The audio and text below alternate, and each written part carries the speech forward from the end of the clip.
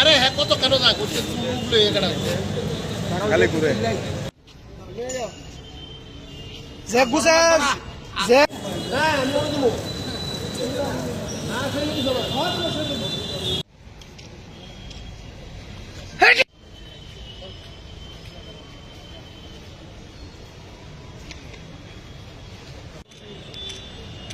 Corona না উদ্দেশ্য হলো আমাদের 2022 সালের সেপ্টেম্বর মাসে আমাদের স্পেশাল এক্সিকিউটিভ রিলিজ হয় এবং নভেম্বর মাসে আমরা প্রত্যেকটি থানায় আমরা জমা করি।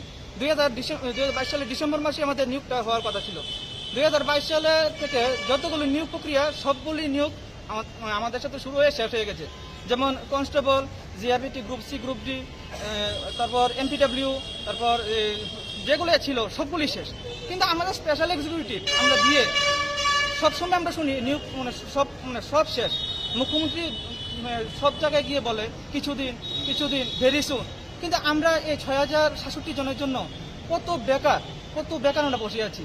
কিন্তু মেরিট লিস্ট আউটের নামে কোনো পাত্তা নেই।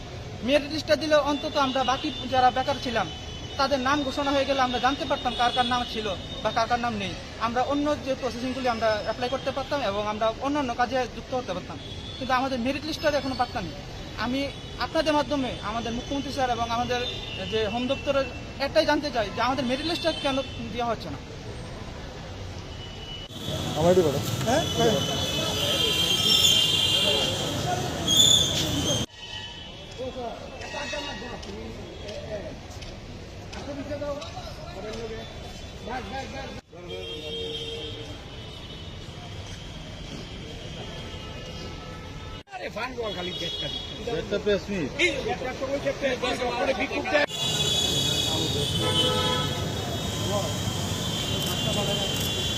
এত আজ্ঞান লাগতো না, তুমি একটু পিছিয়ে দাও সবাই লোকে।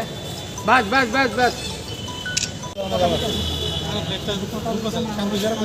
আজকে আইয়ে তো